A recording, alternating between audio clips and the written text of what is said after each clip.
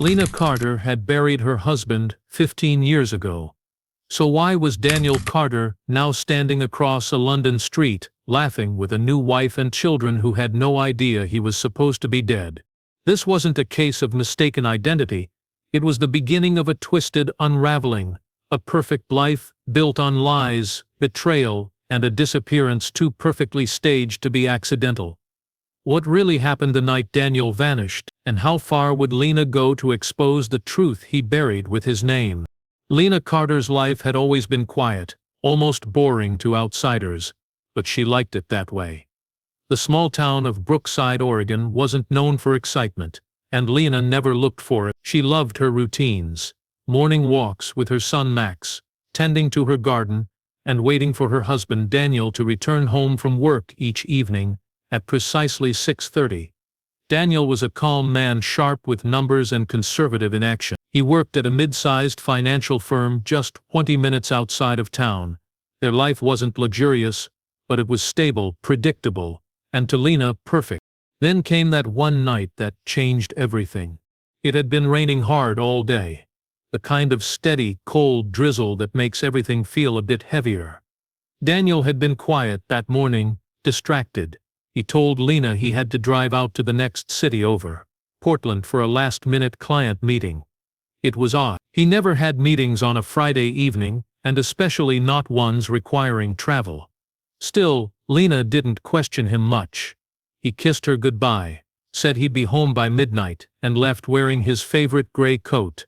That was the last time she saw him. Midnight came and went. By 2 a.m., Lena was pacing the living room floor, her mind racing with possibilities. She called his phone, no answer. Again and again, still nothing. At 6 a.m., she called the police. At first, the authorities assumed it was a case of miscommunication. Maybe Daniel had checked into a motel. Maybe he'd had too much to drink and decided not to drive. But then a call came from the highway patrol. Daniel's car had been found parked near Blackridge Cliffs, a rugged coastal area known more for its steep drops and violent waves than scenic views. Inside the car were his briefcase, his phone, and his jacket. The front seat had a streak of dried blood. The car was locked. No sign of a struggle, no footprints leading away. The edge of the cliff was slick and dangerous. Investigators theorized he had slipped, fallen into the water, and drowned. But they never found a body. Search teams scoured the coastline for weeks. Helicopters, divers, dogs. Nothing turned up.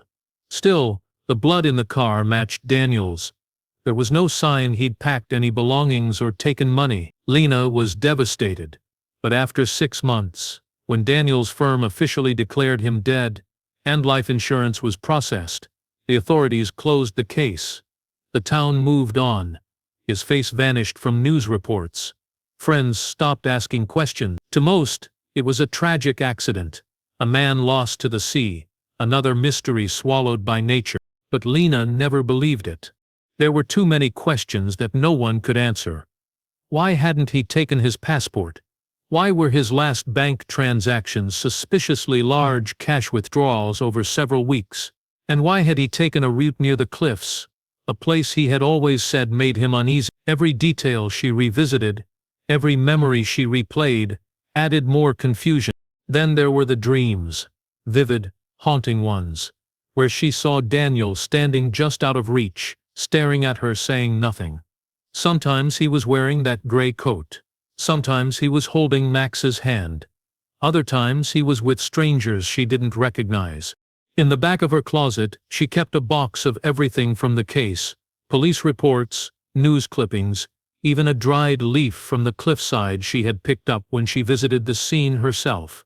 She couldn't let it go, not because she needed him back, but because it never felt finished, it never felt true. As the years passed, Lena lived in a limbo of memory and doubt. People told her to move on, to let time do its healing. But what do you do when something inside you refuses to heal because it knows the wound was never natural? She stopped asking questions aloud, but she never stopped asking them in her mind. The silence around Daniel's disappearance grew thicker every year, until one day, 15 years later, That silence shattered in the middle of a crowded street in another country when she saw the impossible. Daniel Carter, very much alive. Lena tried to rebuild her life after Daniel's disappearance, but everything she did felt like pretending.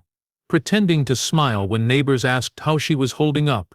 Pretending to move on for Max's sake. Pretending not to feel her stomach twist every time she heard a car door outside, half expecting him to walk in as if nothing had happened.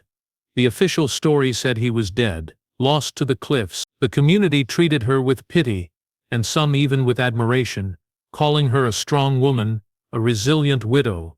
But inside, Lena didn't feel strong. She felt hollow. She felt lied to. Max, only 5 when it all happened, grew up in the shadow of a mystery no one wanted to talk about. He asked questions, of course. Why did Dad leave his coat in the car? Why didn't the ocean bring him back? Lena never had answers. She tried to give him normalcy, enrolling him in sports, school and therapy. But there was always a quiet sadness in the house, an unspoken ache. As the years passed, Lena noticed things that didn't add up, little inconsistencies that no one else seemed to care about. For instance, 3 days after Daniel disappeared, she received a postcard with no return address. It was blank, except for one thing, a small printed image of a white lighthouse on a rocky shore. It looked exactly like the one near Blackridge Cliffs. She showed it to the police. They said it was probably from someone who heard about the case and wanted to offer sympathy. But Lena didn't believe that. The postcard felt deliberate, almost taunting. Then there was the insurance payout. The money came quickly, too quickly. The paperwork had been filed just days after Daniel vanished, and it was approved within weeks. No red flags, no complications, just a clean, easy process. Lena hadn't filed anything herself. The company initiated it on their own after 6 months of presumed death. Detective Mills, the man originally assigned to Daniel's disappearance, mentioned it in passing before retiring. Odd how fast that was, he'd said, scratching his head. Usually these things take years. After he left the force, Lena reached out to him more than once. At first, he didn't respond. Then, one evening, he showed up at her door, older, grayer and holding a thin folder. He hadn't forgotten the case, he said. It had never sat right with him, something about the location of the car, the absence of a body, and the lack of any real signs of distress. It looked staged. But there was never enough proof to push further. Lena asked about the blood found on the jacket. Mills admitted something she hadn't known. The sample had degraded before secondary testing could confirm anything beyond a basic match. It was assumed to be Daniel's because of type and location, but assumed wasn't the same as certain. Still, with no body and no new leads, the case went cold. Lena lived with that reality for 15 years. Every so often, she'd pull out the file she kept hidden under her bed, the one with the crime scene photos, the financial records, and her personal notes. She'd stare at the images, trying to see what everyone else missed. Sometimes she'd drive to the cliffs, standing near the spot where his car was found, waiting for a feeling, a sign, anything. But all she ever got was wind and silence. Her instincts whispered things she couldn't prove, that Daniel hadn't died, that he hadn't fallen, that somewhere he was living a life she wasn't meant to see. She thought she would never know. The trail had gone cold. The world had moved on. And Lena, though restless, had buried her questions beneath the weight of time and motherhood. But fate doesn't forget. And one ordinary day, far from home, those buried questions came roaring back to life in the most unexpected, soul-shaking way possible. Lena hadn't expected much from her trip to the UK. It was supposed to be a quiet break, just her and Max, now 20 years old, visiting landmarks, walking through old streets, and perhaps finally allowing themselves a moment to breathe. After all the years of unanswered questions and the lingering shadow of Daniel's disappearance, Lena had learned not to chase ghosts anymore. This trip was meant to be for Max, a graduation gift, a symbol that life moves forward even when parts of it remain unfinished. London felt alive in a way her small Oregon town never did. The streets buzzed with energy, tourists snapping pictures, red buses rumbling by, and street performers echoing melodies through the air. It was on their third day, while walking near Covent Garden, that it happened so sudden and surreal that it didn't feel real at first. They were crossing a crowded street when Lena's eyes fell on a man stepping out of a black taxi. There was something about the way he moved, his posture, the turn of his shoulders, even the way he looked up toward the hotel across the street. Her breath caught. It couldn't be, but her instincts screamed louder than her doubt. He was older now. His hair was streaked with gray, his face fuller, and a beard covered the sharp jawline she remembered. But it was him. It was Daniel. Lena froze mid-step, unable to move or speak. Her heart raced violently in her chest, drowning out the sound of cars and chatter. Max was ahead of her, unaware that his mother had stopped in the middle of the street, staring as if she'd seen a ghost. But this wasn't a ghost. This was a man, flesh and blood, smiling, laughing, even, as he reached into the cab to help a woman and 2 children step out. The woman looked around 30, tall with chestnut hair, holding the hand of a little girl who looked about 6. A boy, slightly older, clung to the man's other side. They looked like a happy family on vacation. Normal, ordinary. If Lena hadn't known better, she would have walked past them like any other stranger. The man turned toward the hotel entrance, placed a hand on the woman's back, and walked inside. But before the door closed, he glanced back toward the street. For a fraction of a second, their eyes met. Lena's blood turned cold. There was no recognition in his gaze, no surprise, no panic, just the calm, measured look of someone who didn't expect to be recognized at all. She couldn't move. Her knees felt weak, her mouth dry. What was he doing here? How long had he been living this new life? Who were the woman and children? And most importantly, how had he faked his death so well that not even the police suspected otherwise? Max circled back, noticing her pale face. She said nothing, couldn't explain. How could she? How do you tell your grown son that the father he never got to know, the man they buried in their memories, was alive and walking freely in another country, with a new family? That night, Lena didn't sleep. She sat in their hotel room in silence, her mind racing with questions she hadn't asked in years. But now, those questions demanded answers. She searched the hotel name, scanned the guest list online, and cross-referenced social media posts tagged at that location. It didn't take long. There he was again, Daniel Price, smiling in a family photo on Ava Stone's Facebook page, captioned "London Getaway with the Loves of My Life." No mention of Oregon, no trace of a past. Everything about him had been erased, rewritten, replaced. But Lena had found him, and this time, she wasn't going to let him disappear again. Lena couldn't take her eyes off the screen. Her laptop glowed in the dark hotel room, casting flickering light on her face. She sat still, barely breathing, as she stared at the smiling man in the photo. Daniel Price now stood with his arm around a woman named Ava Stone, their 2 children huddled between them. The caption read like something from a family magazine: "Weekend escape with my favorites. In family trip London life." It was all too perfect, too polished. His beard was neatly trimmed, his posture confident. Gone was the quiet, anxious husband she once knew. The man who hated public attention, who rarely smiled for photos. This version of Daniel looked relaxed, wealthy, and unbothered by the past he had buried. Lena zoomed in on the photo. The man's left wrist had a faint scar, just above the watch band. She knew that scar. Daniel had cut himself fixing a broken mirror the year Max was born. No one else could have that same exact mark. If she needed more proof, it was right there in pixels. But the name Daniel Price was the next puzzle. She began digging. Within hours, she found a marriage certificate online. Daniel Price had legally married Ava Stone 13 years ago in Brighton, UK. He'd been living under the new name for almost the entire time he'd been dead.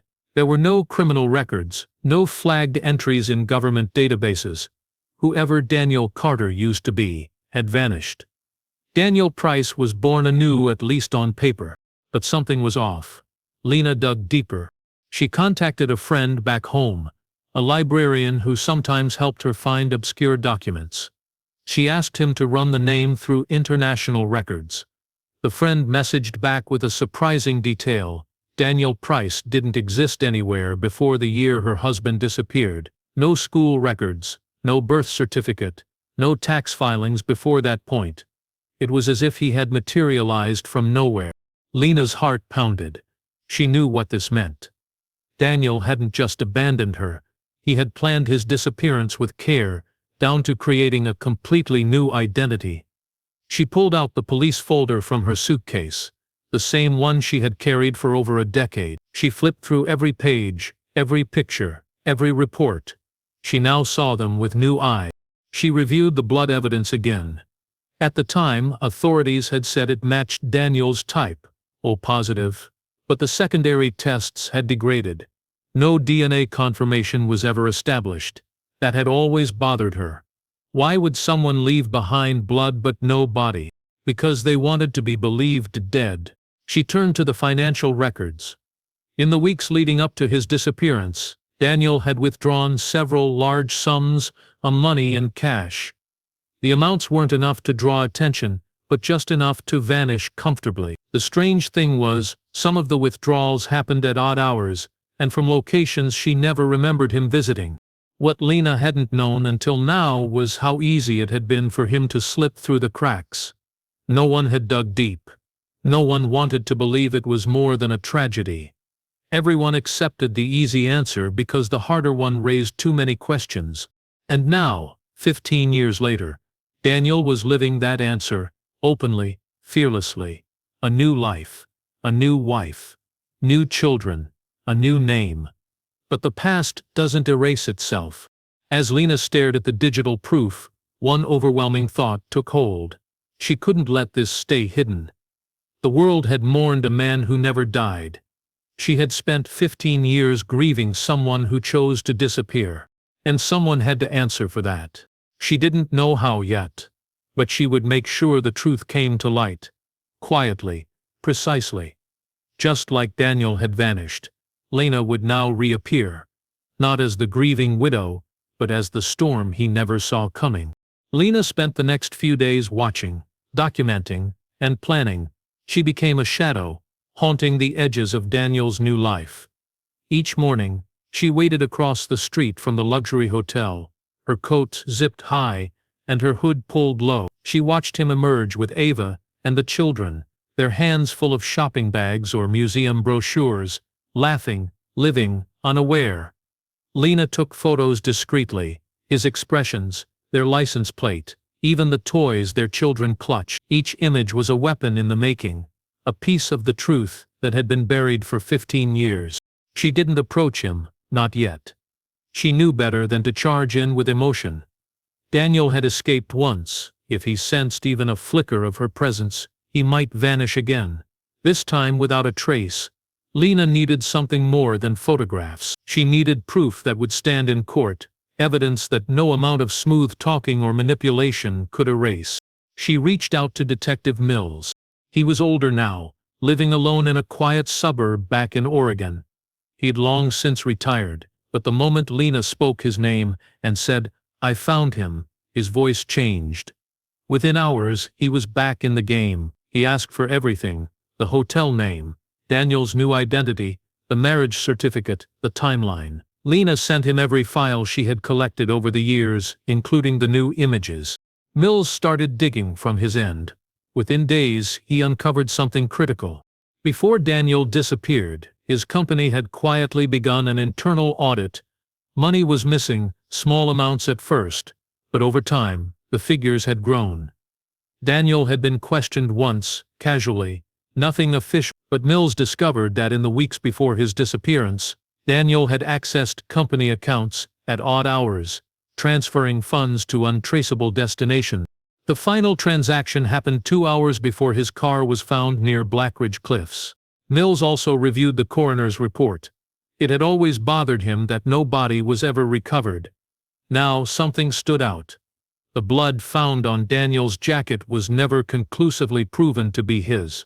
It matched his type, yes, but it lacked definitive DNA confirmation. The blood had come from someone with the same blood group, but whose?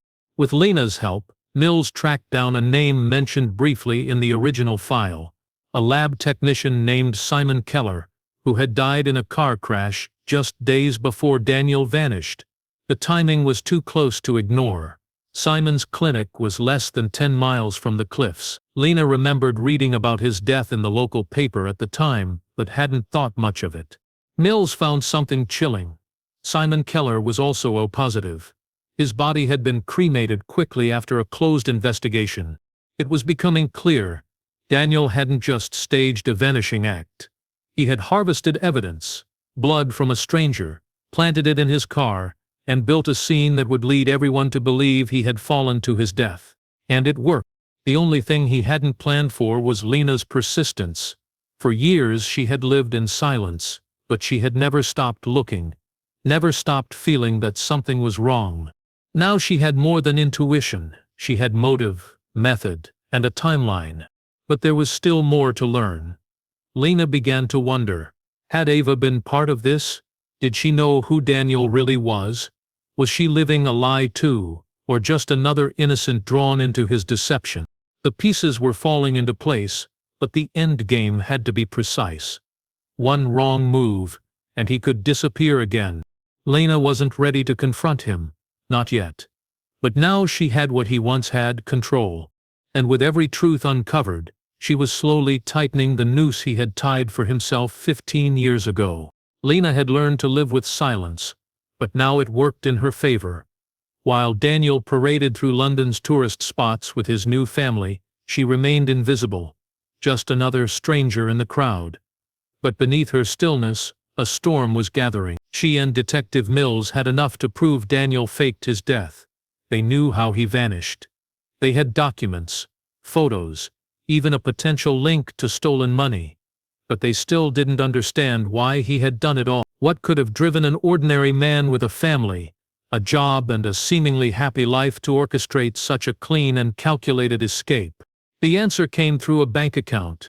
Mills found traces of an offshore account registered to a shell company created just 2 weeks before Daniel's disappearance.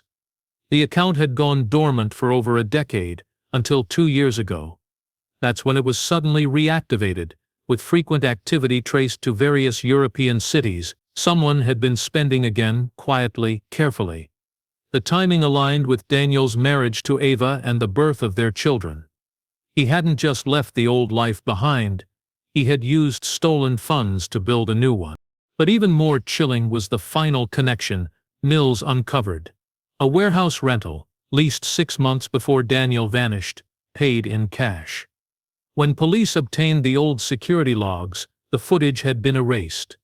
But one grainy backup file survived. In it, a man resembling Daniel could be seen carrying what looked like 2 large coolers into the building in the dead of night days before Simon Keller's fatal accident. It was now undeniable. Daniel hadn't just run away from problems, he had created them. He had stolen money, faked a crime scene, possibly even tampered with evidence from a real death. What happened to Simon Keller might never be fully understood, but the implication was clear. Daniel had taken blood from the man's body, possibly by breaking into the morgue before cremation. It was gruesome, risky, disturbingly methodical. Lena's stomach turned with each new discovery. She had slept beside this man for years, shared meals, raised a child, and never once suspected what he was capable of. Daniel hadn't just abandoned them. He had built an entirely new version of himself, crafted out of lies and stolen pieces of other lives. And now he was hiding in plain sight. But what disturbed Lena most wasn't the money, or the faked death, or even the betrayal. It is how easily he played the role of a loving husband and father again. Watching him with Ava and the children was surreal. He wasn't distant or cold. He was affectionate, warm, engaged. Ava looked at him like he was her whole world. The children adored him. He told bedtime stories. He laughed at their jokes. He looked content. It was like watching a skilled actor play a part so well that the audience forgot it was a lie. Lena began to doubt herself. What if Ava wasn't innocent? What if she did know who he really was? What if she helped him create the new identity? There was no evidence linking Ava to any crime, but Lena knew that Daniel wasn't a man who left loose ends. If she didn't know the truth, she was being fooled, just as Lena had once been. It was a house of cards, beautiful on the outside, fragile underneath. Mills contacted Interpol with the findings. Daniel's fake identity, financial fraud, and disappearance crossed international lines. A quiet investigation was launched. They didn't want a scene. They wanted Daniel calm, unsuspecting. They waited for the right moment to strike. And so Lena waited too, watching from the edges, her heart burning with anticipation and quiet rage. The truth was no longer just a theory. It was real, it was dangerous, and it was finally about to catch up with him. The arrest came quietly, so quietly in fact, that not even the hotel staff realized what had happened until after it was over. Lena watched from a cafe window across the street, her coffee untouched and cold. She had chosen that seat for a reason. Every morning, Daniel exited the hotel around 10, sometimes with his children, sometimes alone. This morning he was with Ava. They looked like any couple on vacation, arms brushing, their voices low and cheerful. It was surreal to witness. A man who had orchestrated his own death, stolen from his employer, erased his identity, and abandoned his wife and child, now looked like the embodiment of peace. A well-dressed family man out for a stroll in one of the world's busiest cities, but this time, the mask wouldn't protect him. Lena's fingers trembled slightly as she clutched her phone, already on the call with Detective Mills, who was coordinating with the authorities from across the ocean. Interpol agents moved in like shadows, blending in with the crowd. They didn't make a scene. No shouting, no cuffs in the air, just a quiet tap on the shoulder, a discreet flash of identification, and a few words whispered under breath. Daniel didn't resist.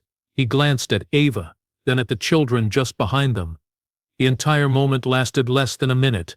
Ava stepped back, confusion spreading across her face, her mouth opening in alarm. The children, unaware, looked around at the busy street, distracted by a nearby balloon vendor. Daniel was led away without so much as raising his voice. Lena didn't move until he was gone. She stared at the spot where he had stood just seconds earlier, the ghost of his presence still lingering. Part of her had feared he would run, that he would notice something, make a scene, vanish into the chaos like smoke. But he hadn't. Maybe he knew the end had finally come. Maybe he had always known it would. Later that day, news outlets quietly released a short statement. An American national had been taken into custody in London under suspicion of financial fraud, identity theft, and obstruction of justice in relation to a cold case reopened in the United States. His real name wasn't listed, no photographs, no scandalous headlines. But Lena didn't need a headline. She had lived the story. What surprised her most was Ava. When the news finally reached her, she didn't collapse. She didn't scream or deny. She didn't even try to contact Lena, though she must have learned her name eventually after the arrest. Instead, she checked out of the hotel with her children and vanished from social media entirely. Whether she had known the truth or was simply too stunned to speak, Lena never found out. Back in Oregon, the media interest reignited briefly. A husband thought dead for 15 years, suddenly alive and arrested in another country. Talk shows speculated.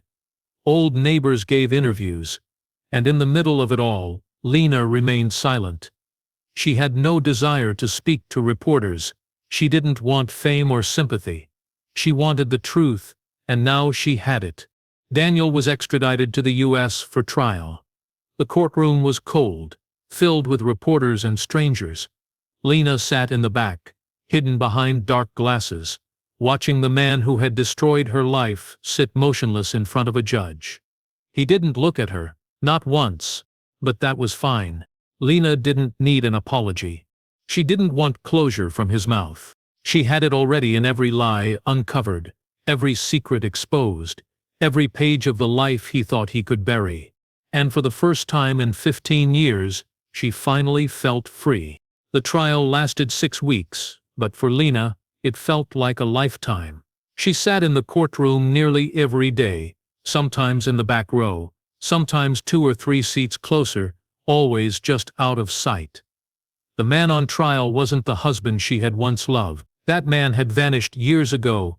Maybe he had never really existed at all. What remained now was a stranger in a suit, calm and calculating, his face unreadable, his silence louder than any defense.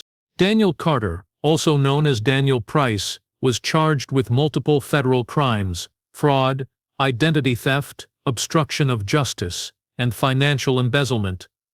The charges stacked like bricks, each one heavier than the last. Prosecutors laid out the timeline with chilling precision: the quiet cash withdrawals, the offshore accounts, the warehouse rental, the staged scene at Blackridge Cliffs, the blood belonging to a recently deceased man, the forged documents, the new passport, and the clean break from his former life. Every thread woven together into one damning narrative. The evidence was overwhelming. Max testified briefly, just to confirm identity. He spoke with strength, but his eyes betrayed years of confusion, anger, and hurt. He had no memories of his father, only questions that had haunted his entire childhood. This was his first real look at the man who had left them behind, and it was a look of distance, not recognition. Lena didn't speak in court. She had already said everything that mattered in the years she spent searching. Her presence was enough. A living reminder of the life Daniel had tried to erase. The defense had little to stand on.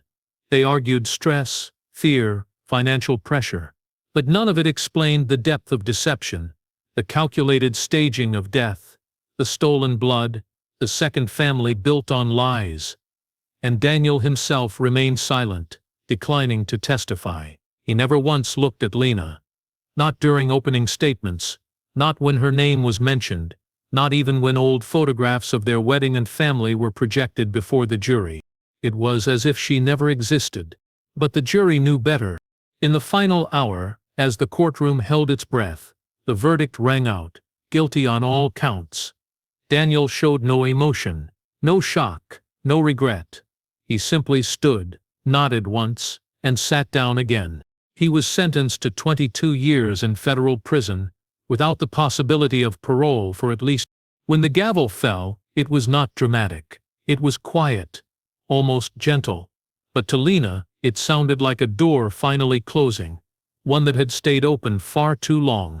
Outside, the media buzzed with headlines. Dead man found alive. Husband fakes death. Starts new life. 15-year lie ends in conviction.